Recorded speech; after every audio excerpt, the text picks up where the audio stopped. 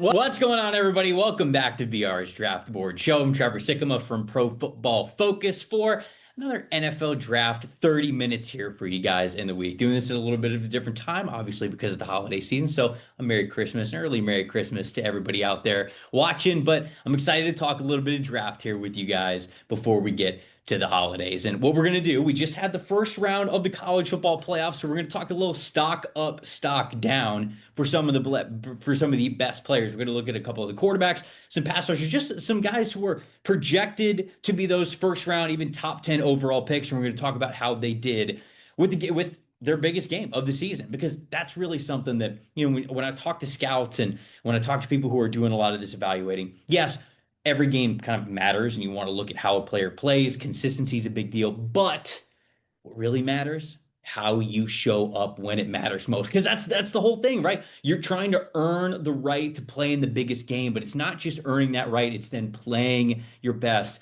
when those lights are brightest. So we're going to talk a little stock up, stock down. We'll throw a lot of PFF stats here at you guys as well to talk about these guys' performances and how they played. And then we'll break down a little bit of each of these five guys. We'll get into a couple of plays, and we'll talk about what really stood out for me here from this past week of college football. Let's start at the very top, and let's start with the quarterback position like we often always do. Dante Moore, the quarterback for Oregon. It was a relatively easy win for them versus JMU. I'm not here to get into the should JMU have been into the college football playoff conversation. That is for another time. What I am here to talk about is a fantastic day for Dante Moore against JMU. 90.1 overall PFF grade this past weekend. 3 big-time throws, no turnover-worthy plays, a very clean game from Dante Moore, which is exactly what you wanted to see. When you're playing an inferior opponent, albeit at the end of the season, you want to be able to take care of business, and he did. 67.9 adjusted completion percentage for him as well. Lightning quick. You'll see some of these. You guys will see some of these numbers here on the screen here in a second. But a lightning quick 2.14 time to throw, a 20.8% plus accuracy throw percentage. So at PFF, we're not just looking at overall performance and grades and giving those out. We categorize things down to the detail. So playing quarterback, we have 4 different ways that we evaluate some passes that these quarterbacks make. There's accuracy percentage, which is, true ball placement type of a thing, not just, hey, we completed the pass, but it was an accurate pass. It was where it needed to go. It was able to hit the receiver in the hands when it needed to get there. Then we have plus accuracy throws. So obviously great ball placement away from the defense, sometimes in tight windows and also areas where you can gain a yards after catch opportunity. Dante Moore, for those passes, those high degree passes, 20.8% plus accuracy percentage in this game. So simply put, in layman's terms, Dante Moore was tearing it up. And he was absolutely fantastic in this game. So you wanted to see him take care of business, and he really did. Now, I'll get to a little bit into what does this mean for QB1, but let's take a look at one of the plays that we had against JMU. And this will show out a trait that I really enjoy of Dante Moore. Does he have the biggest arm in the world? No, it's plenty adequate for the NFL. I want to make that very clear. But he's not like he's just absolutely ripping it all over the yard. But what he is great at are those timing and touch passes. When you as a passer have a time to throw of 2.14, that ball is coming out of your hands lightning fast. Average in the NFL is around 2.65. So to be at a 2.14, that's incredibly fast. So let's watch more here. This is a touch pass in this game against JMU that I think just really set the tone. Look at this right here. Okay? This is 1st and 10. And we're just starting this game. This is a throw where you've got all the hype, all the emotion, all that good stuff, and he just steps in. Look at how beautifully he places this ball. One, look, okay, you start to the left, the progression's to the left. You're looking at wide receivers over there. Now you're coming over the middle, and you're going to see over the middle of the field here, this tight end coming open, and it's just a beautiful throw that leads him. So that is a plus accuracy throw right there from Dante Moore, because he sees this guy get open up the seam, and then he puts it, in such a way where it almost led him a little bit too much. He had to outstretch the arm here, so it was a fantastic catch. But this is what a plus accuracy throw is. You're hitting a guy in rhythm so he can get you yards after the catch. Now, he got right down to the goal line. That's exactly what you want from one of those passes. And so that's really what I love to see from Dante Moore. Truly, is those touch passes layered right over the middle, and he does that all the time. He does that to the sideline. He'll do that over the middle. He'll do that. When he's a wheel route out of the backfield and he's trying to swing it to a running back, give it a little bit of height so he can get out to the sideline so he can really catch that football and immediately get up the field and run. That is what Dante Moore is best at. So when it comes to Dante Moore and the QB1 conversation, guys, I'm going to be honest. I think he's firmly there. I really do. Fernando Mendoza's been great. Heisman Trophy winner. Beat Ohio State in the Big Ten title game. Obviously, we got a couple of big games for him here starting a week from now when we get to see them around New Year's time. And we'll see Dante Moore again as well, very obviously. But I think that both of these guys are going to be in that QB1 conversation. Now, it's not a guarantee that Dante Moore is going to be in this class. Heck, I think that Fernando Mendoza can technically go back as well. I don't think he's going to. But there are going to be people out there that prefer Dante Moore. And you know what? If you point out to me throws like the one that we just saw, it's hard to argue too much against it because that touch ability as a passer, that's something that's not something that every quarterback can get. And when you see quarterbacks that are special in that regard, you don't take that lightly, and you really like having guys like that on your football team. And so Dante Moore is somebody who I love a lot. I think he's in that quarterback one conversation. This was another week that took a step in that direction there for him. Let's stick with quarterback. So Dante Moore, obviously a stock up guy because I think he took care of business there. Let's talk about another player who I think is stock up, and it's another quarterback, Ty Simpson, who Alabama defeated Oklahoma. Now, this is a big game for Ty Simpson because this was on the road. This was against an opponent that you have played already. This opponent that has beat you already. Like this was a massive game here. Not only was it the college football playoff, do or die, all that kinds of stuff, but there's SEC and regular season context that goes into this as well. Simpson is a player who has struggled against the blitz and under pressure this season. And what Oklahoma and Brent Venables do very well is they get pressure on you. This is one of the best defenses in college football. And yet, Ty Simpson, a really nice 75.6 overall PFF passing grade when facing the blitz. Now, he still struggled a little bit under pressure. That's an area of his game where he needs to continue to get better. There is no doubt about that. However, playing that well against the blitz with everything on the line in a hostile environment, in Norman, Oklahoma. That's what you want to see from him. And that's why he's a stock up guy to me. I thought he had an excellent first month and a half of the season. I had him as my QB1 at one point when we were really talking about him during that stretch. And then middle part of the season, end of the regular season, really started to struggle. And I think the teams realize when they get pressure on him, that's when it really starts to affect how he throws the football and his accuracy, his decision making, all that kinds of stuff. And he's a first time starter at Alabama. So you figure that that's probably going to be the case. That's well within the realm of normalcy for him. But to look at how he played in this game, 81.8 overall PFF passing grade, 2 big time throws, again, 0 turnover worthy plays. You love to see that. A 79.3 adjusted completion percentage, anywhere near 80% of an adjusted completion percentage, which, just for anybody out there that might not know, adjusted completion percentage is simply taking drops out of the equation. So if you as a quarterback hit a wide receiver in the hands and he drops it, well, your raw completion percentage goes down.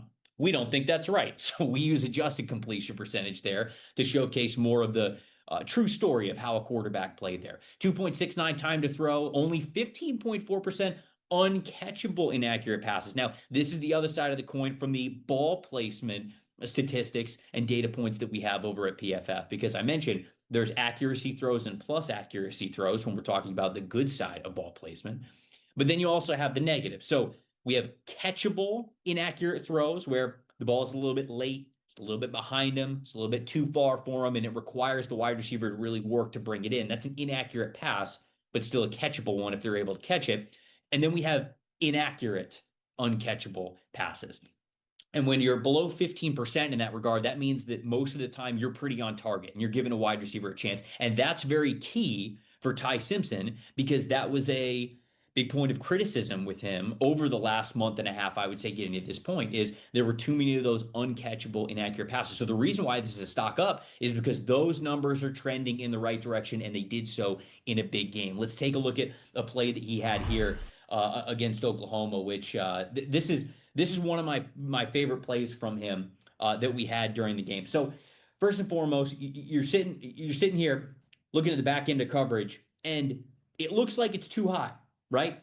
We got two safeties back here, but Brent Venables, it's never that easy with Brent Venables. And Ty Simpson knows that, and Ryan Grubb, their offensive coordinator, knows that very well. So I think they were very ready for it. So as the ball was snapped, you're going to see Oklahoma rotate into a single high situation where this safety is going to roam a little bit, this safety is going to go back. And you play this play a little bit different when it's too high versus when it's single high. And I think that's where I was so impressed with Simpson on this throw because it's pre-snap look, it's a too high shell.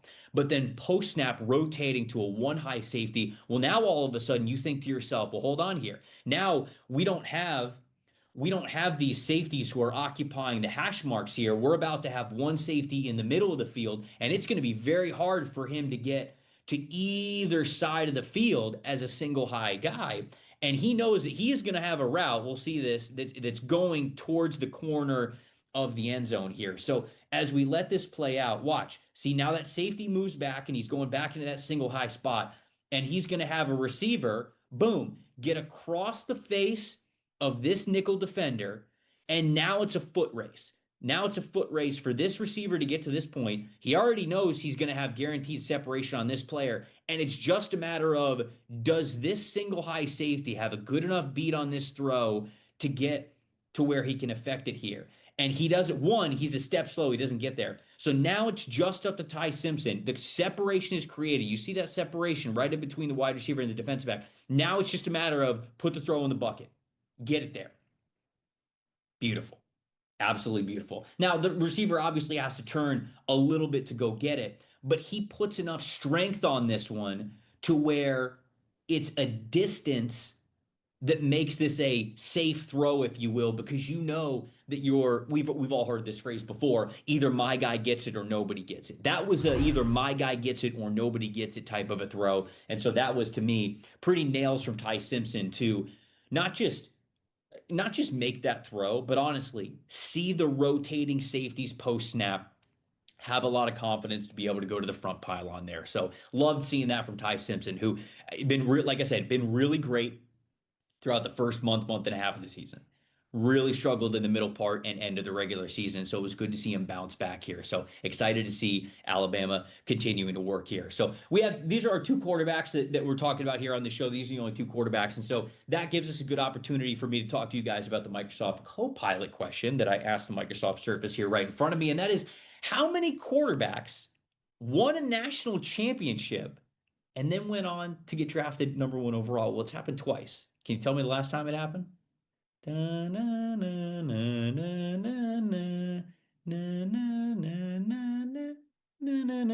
Joe Burrow. Joe Burrow is the last time that it happened when he won the Heisman Trophy and LSU won the national championship. And then before, anybody? Bonus points? Anybody before?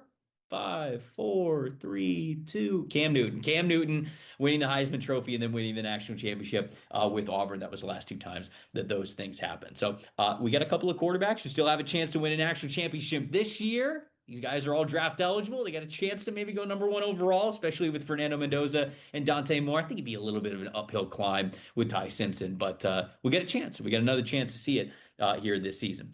The next guy that I want to talk about, let's go to that Miami and Texas A&M game. Now, I think that some people believed that this was going to be a much more high-scoring football game than it ended up being. It was a slugfest till the very end. There was wind, there was missed throws, there was missed field goals all over the place, and it was much more of a defensive battle that Miami was able to win. And I think Miami wins it in part because of a guy like Ruben Bain, their edge rusher there. Now, I think that some people look at Ruben Bain and they might look at his performance against Texas A&M and think that it left a lot to be desired. And some people might have him as a stock down player. I'm going to say that he was actually a stock up player. And the reason why I'm going to say that is because of the expectations that I have of Ruben Bain. I think his arm length is a little bit shorter than it is for normal NFL edge rushers, guys that are going to be, demons and just these physical freaks on the edge. And so he's dealing with that a little bit, but the hand usage,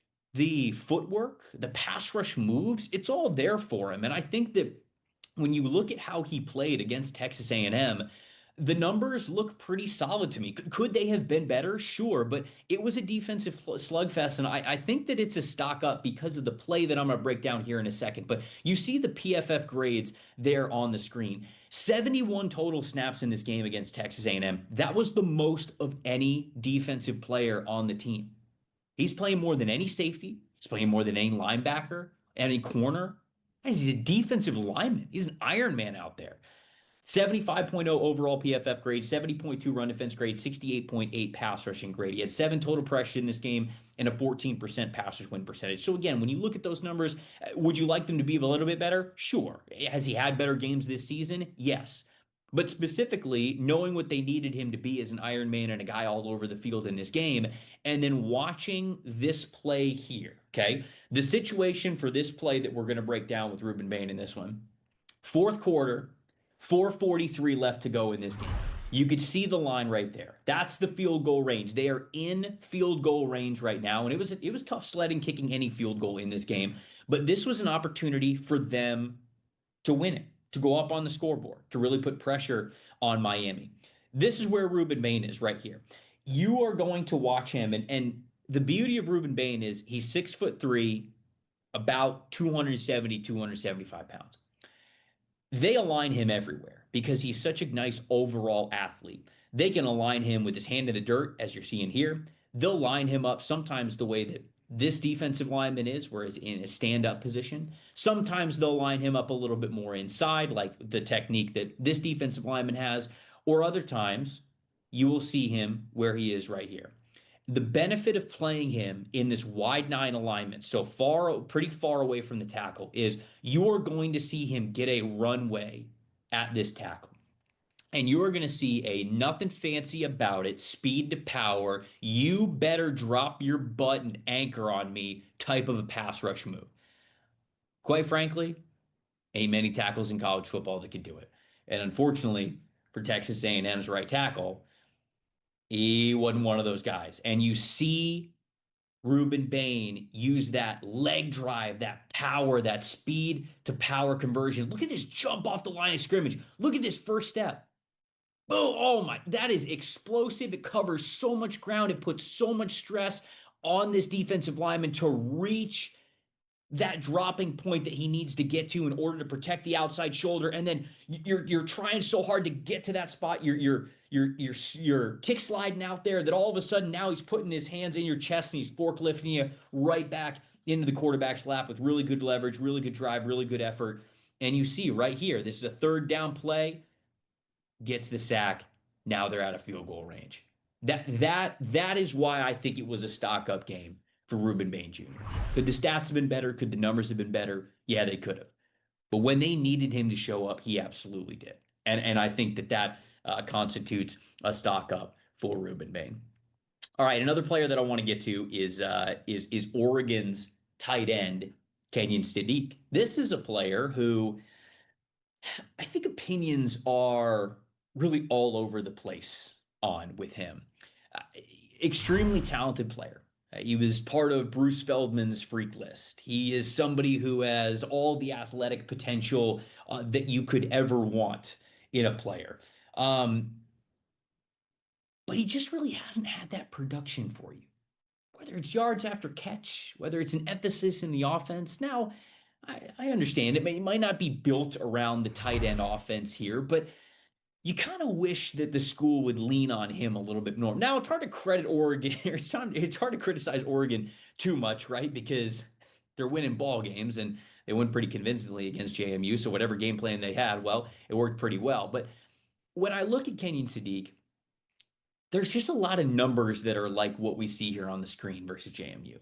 58.5 overall PFF grade, 56.0 receiving grade, 3 targets, 2 catches, just 19 yards in this one. 56.5 pass blocking grade, 67.7 run blocking grade.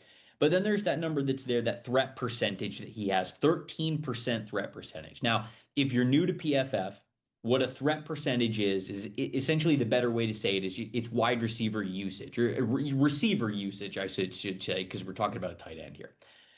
Basically, what it is how often are you targeted per route that you are running? So a lot of guys that you would see who are wide receiver ones or just mainstays in their offense. They're somewhere between 25 and 30% of a threat percentage. So to be at 13, I mean, 13 is going to be low. Like that's going to be option number 4 or 5 on an offense consistently. So with Sadiq, 13 is lower than it usually is. So I don't want to just put all the stock into saying like, oh, this wasn't a good game for him, and we should talk about that. How this is going to always be the case for him. But we'll even see on this play that I'm breaking down. There's nothing really fancy to it. And there's not really a lot of plays to break down here because he just wasn't a super impactful player in this game. So like for this play here, you'll see Kenyon Sadiq in this game, and this is early in the second quarter. And again, it's sort of something where he didn't get his first target until the second quarter. This is on the third drive of the game, and I would just like to see him be more involved in what they're doing on offense. Now, again, it's not all his fault, but you'll see him here. He's the slot player here. Excuse me.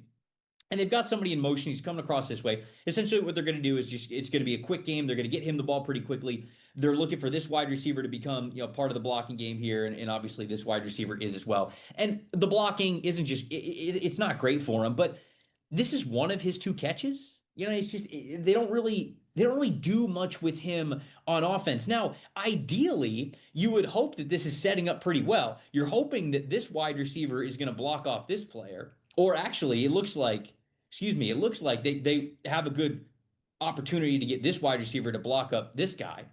Then you've got a lead blocker coming to the outside. So the thought process is that you're hitting this guy in motion, and then Sadiq's going to keep running this way. All 11's going to have to do is wash this guy out as Sadiq kind of comes this way. Now you got a lead blocker here. He blocks one guy, and Sadiq is one way or the other, inside or out, going up for the end zone. But unfortunately, this block kind of misses, and you don't really get that. So there's a little bit of a broken tackle, but then it's sort of a broken play. But for that to be one of the two catches that you have in this game, it's not on you, but it goes into sort of what I was talking about, where I want him to get more action than this. I don't want to have to be like, well, there's my one or two Sadiq catches, and then I'm going to get this game. And I just don't know why Oregon is not emphasizing him more in the passing game, because he's got all the athletic talent in the world. I think he's a good blocker. I just wonder if the conversation with Sadiq is going to become similar to that of OJ Howard. You guys remember OJ Howard when he was at Alabama? He had a couple of really good bowl games, I believe college football playoff games, where he absolutely went off and had a fantastic combine, athletic freak, just like great build for the NFL. The Tampa Bay Buccaneers draft him at number 19 overall. What year exactly was that? Was that 17? Was that the 17 year? 17 or 18, one of those years. So they draft OJ Howard at number 19 overall, and the thought was, what a great blocker he already is for you. He's going to get involved in the game. He's going to be a high impact player, but he's going to be a high floor player for you because of how well he can block for you. He could just be an impact in every phase of the game, whether he's getting the ball or not. And then the idea was, we will eventually get more out of him as a receiving tight end because he will grow into that. Never really grew into that. So are we going to have the same conversation with Sadiq, with how little he's used in the offense? And is there a reason why? I think that when OJ Howard went off for Alabama in those college football playoff games, I think everybody said the same thing. Where was this all season? What's Alabama doing? They're so silly. Why wouldn't you get this guy more involved? Look how crazy of an athlete he is. And then as OJ Howard's NFL career came to pass, I think we kind of looked at it like, oh, that's why. He just wasn't really reliable as a receiver. It wasn't very natural in that regard. Kenny Sadiq has plenty of opportunities, and he's shown that can be a good receiver, but consistently a guy that you want to have that's going to be involved in the passing attack the way that you want to. Not so sure. Just something that's a little bit interesting. I would have liked to see him get a lot more action against a very inferior opponent in JMU, and he didn't. So I think now we kind of have those conversations about him. We got somebody in the chat saying, do you think Dante Moore will last in the NFL? Last is an interesting word to use in the question. I'm wondering if, because he's a little bit smaller of a player, maybe this person's asking durability concerns. I have no reason to think that he wouldn't be durable in the NFL, but I mentioned that his game is he's not as physically gifted as some of these other quarterbacks, in this class, or certainly in the NFL once he gets to the NFL. But I think he has the game to be very, very successful. So yes, my answer to that question is yes. I think he has every chance to last in the NFL, be an impact player, be a starter, and potentially even be QB1, like we talked about at the very top of the show. We got one more guy that we're breaking down here. And that's Jeremy Bernard, the wide receiver from Alabama. So we're going back to that Alabama and Oklahoma game.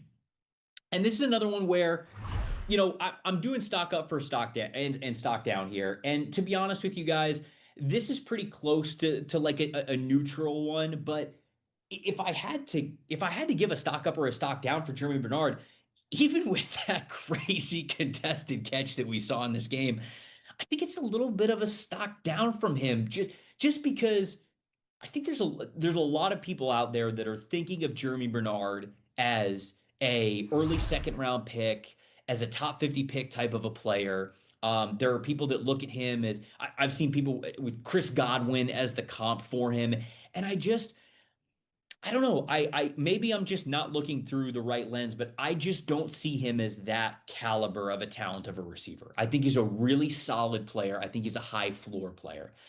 But I believe that sometimes we get a little bit too caught up in the safe players, if you will, and I use that in quotations because I don't know if a safe prospect is a real thing, but I think that we get caught up in that because we see these players that are maybe a little bit limited athletically or with their size or whatever it is.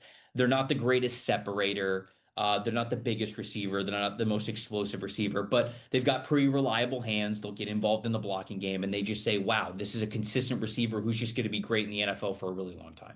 And maybe that is the case for Bernard. But you also have to be honest with the other side of that. And that is that there are a lot of guys who you could explain like that sort of fizzle out in the NFL because they don't really stick on a roster, because there's not really a reason to stick out on a roster. These teams have 5 wide receiver spots that they carry on game day. That's it. So if you're not one of these 5 that has the ability to stand out in a certain way, I get a little bit nervous about you being a journeyman and you bouncing around a little bit and you not having an area where you could stick. Where I think that Jeremy Bernard has the opportunity to really stand out, and the reason why I think a lot of people, myself included, would say he is a higher floor wide receiver.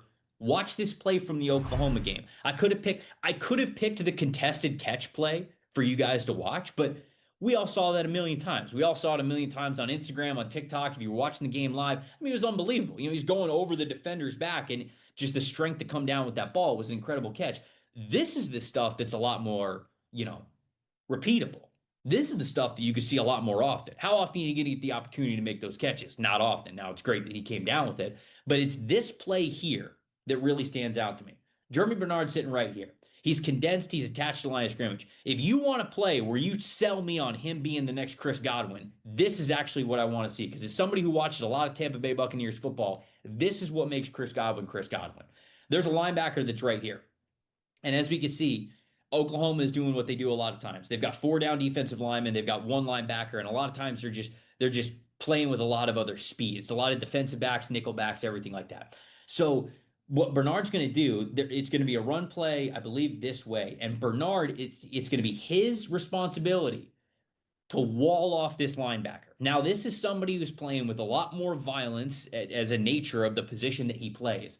And it's going to be Bernard's job to go one-on-one with this guy. And this guy's probably got, I don't know, at least 15 pounds on Jeremy Bernard. And watch how Bernard stands him up and makes an impact here on this play. Here, I'll slow it down a little bit. Let's go half speed.